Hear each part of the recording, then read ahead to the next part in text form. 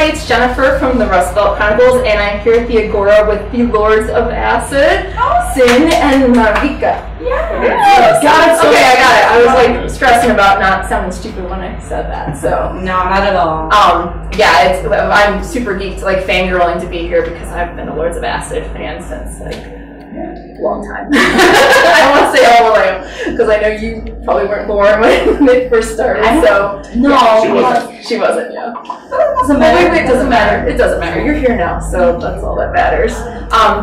So you guys have been all over like Facebook and Instagram doing the live thing, which has been really cool actually, because it's like been neat to kind of see the tour progress. But I mean, I've seen like requests for nipple tape. I've seen knee pads because of bruises. Fishnets, inflatable dolls, chocolate, irregular food. Just have a good meal. Like, so when this tour is kind of being put together, did you kind of anticipate it being like, this is going to be a party time and just a good I was preparing myself the best way possible. Just getting a lot of rest, working out a little bit, eating healthy, and just prepping the show. And we did a tryout 2 weeks before we left on tour. We did a tryout in Belgium with Ra, and that's how things been like going smooth. Yeah, kind of. I did the complete opposite of all that. I did not rest or work out or take care of myself at all. And but I kind of knew what to expect because I toured with them in 2010. Okay. So I kind of had an idea. A little idea that it'd be yeah. But it's been great. It's been an amazing tour. We've been out for about 2 weeks now, and so much fun. And the best band lineup I think ever. It's very cool. I saw the band in the 90s, and obviously I liked that band, and it was a band that I always admired and looked up to. But of all the recent lineups, this is definitely the most solid. She's the best singer the band has had, so it's amazing. And you were discovered on Facebook? So sometimes it happens or not. It's so weird because everybody's like, no, you have to put yourself out there and network, and I don't know, but I just got a random Facebook request from V who works for Maurice, and I never clicked those because most of the time Facebook theirs are creepy and weird, but I clicked it and was like, is this a joke? And it appeared to be very real, and now here we are. So you gotta be lucky sometimes. And very cool. Yeah. And going back like almost 10 years, how did you get kind of involved in this? Initially, I had there was an old agent that I used to work with who had worked with Praga in the past, and so when he got word that he was looking to do a Lord's tour in the States in 2010, he asked if I would be interested, and so of course I said yes. He put me in contact with Praga, and he said, hey, I'd love to have you on guitar. Can you assemble a band in the States for me? And so that's what I did, and I put the band together in 2010, and I rehearsed the band for about a week, and then he flew in, and we met the day of the show at Soundcheck, and that's how we did that tour in 2010. And we've been in contact ever since. Wow. Yeah. Do you find that like a lot of ministry fans have kind of been drawn over to? Yeah, surprisingly, I see a lot of ministry shirts out in the crowds, and, which is cool, and a lot of my followers or whatever, they'll follow stuff that I'm doing, and some of them are new to Lords of Acid, but they're digging it because it has a little bit of that industrial sort of edge. Yeah. And I try to bring a little bit of that, to the music as well. I try to beef up the songs a little bit, but still try to keep everything very rhythmic with what I'm playing. So, So, being the latest of the Acid Queens of this band, what did you do to prepare for that? I mean, obviously you want it to be you and your own, but did you kind of look back on some of the women before? I absolutely did. I watched a lot of live performances. I listened to every song over and over again, got really inspired, but I studied theater, and I was trying how I'm going to make this work, but this is like me not imitating anything that's already happened, so that's what I'm trying to do. like bring something from myself to the Acid Queen theme. So yeah, but I got really inspired by the previous singers. They were fucking great. Yeah. So yeah. Yeah, I always felt like this band was a little bit ahead of its time because they always had really strong women leads, and now we're starting to see that. Yeah. You know, in a lot of other places. So being female fronted bands are like all over now, and it's not special anymore. Yeah. If you can say that in that way.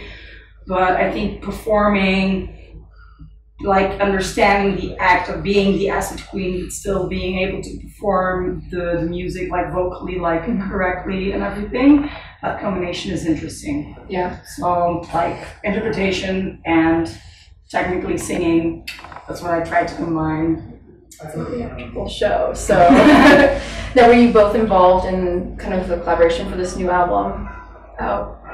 You were. I had nothing to do with it. You get to come and just perform The record, yes, recruit people to bring rubber dolls and Exactly. DJ on the side. Yeah, I contributed a lot of chocolate requests. That's important. She did this record. Yes, I did it. It was already like, it was there, and the music was there, the lyrics were there, but there was no female vocalist. So Maurice sung everything himself.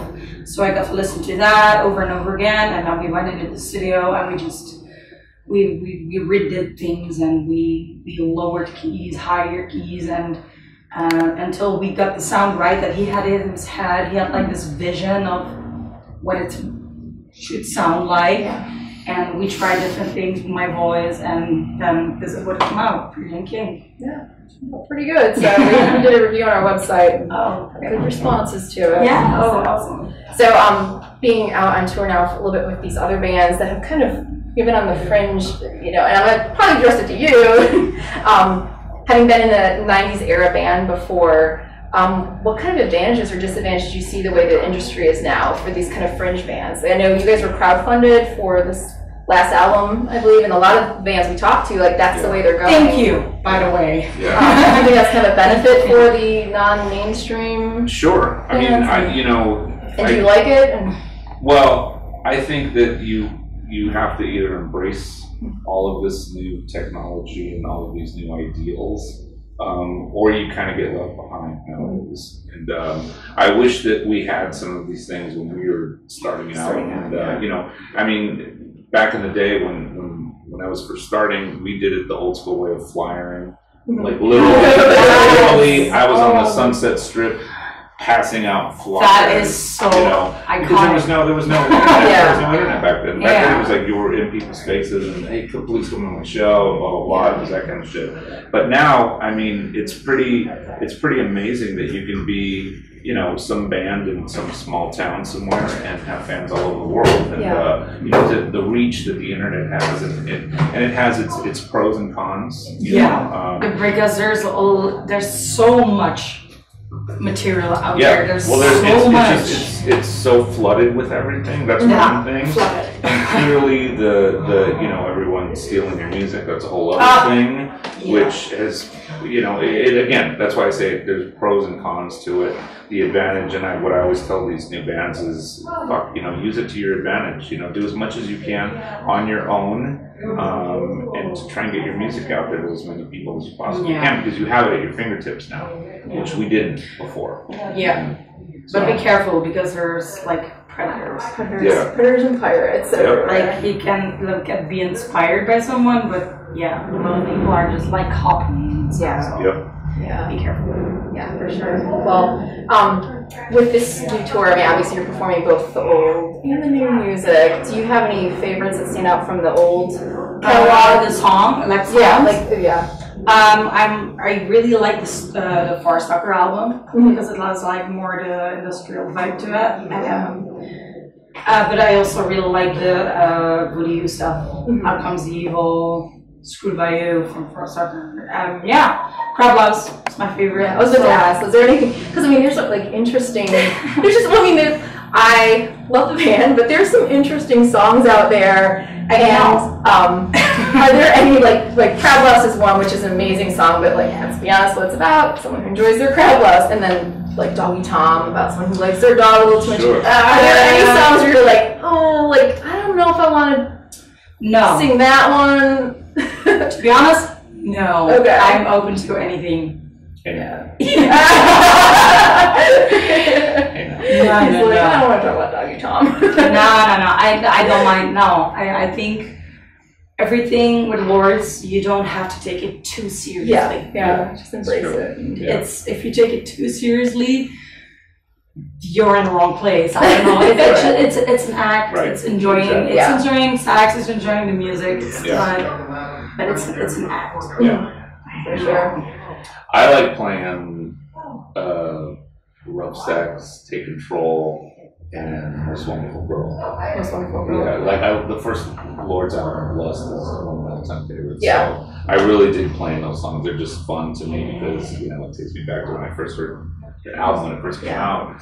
And, you know, to now be playing in the band on stage is pretty amazing. Yeah. They're all fun to play. That was my first album. Yeah. Yours too, so it's kind of cool to be not talking to people on the album. So Absolutely, yeah, it was a great It album. was, yeah. So outside of Lords, what's kind of next for you? Well, Ministry is my main band, and next month I'm doing Wax Tracks shows with Ministry. We're doing 6 dates, which is New York, Toronto, Chicago, LA, San Francisco, and Austin. And it's just to promote the Wax Tracks documentary. And then I go to Europe with Ministry in June, July. And then I go to the UK with my other band, Three-Headed Snake, in August. Just a little bit of stuff. Yeah. Not much. Yeah. Yeah. How about you? What are you going to do? Oh my God. This tour, of course. I go back home with Praga and we and his wife. And we are going to try to make Lords of Acid like a thing in Europe, Belgium, because it's pretty big here. Yeah. It's a thing, but in Europe, when I say I'm going to the stage with Lords of Acid, everybody's like, who? Really? That's like Weird, right? That's so weird. So what we're gonna try to do is like we're gonna try to promote it, doing a Prague concept. Prague is quite famous in Belgium and Europe, combined with Lords of Acid, and like people like learn into it. That's what we're going to do. And I live with my parents and I'm a vocal coach, so nothing fancy going on there, but Yeah. Well, you know, I'm working on it. once you get big in Europe, that will Nah, be in charge. I don't have the lessons then. of course. Yeah. Things will change for her after. Absolutely. And if not, I don't care. I'm good. It's like the most humble interview I think I've ever done. It's amazing. So like now I'm like rooting for you more than anything. So it's International Women's Day. Go like There you go. Fuck yes. Yeah! Well, thank you guys for talking to us. Thank you. Really appreciate it. And very much. Nice. go check out their Instagram page and their Facebook page and their website. Their live feeds are amazing. If you can't make a show, you can kind of get a taste of what it's like, and the rubber dolls or inflatable dolls being passed around the stands, and get to see this lovely lady and this amazing talent. And yeah, go check out our website too, RustbellChronicles.com. Thanks, guys. Thank you.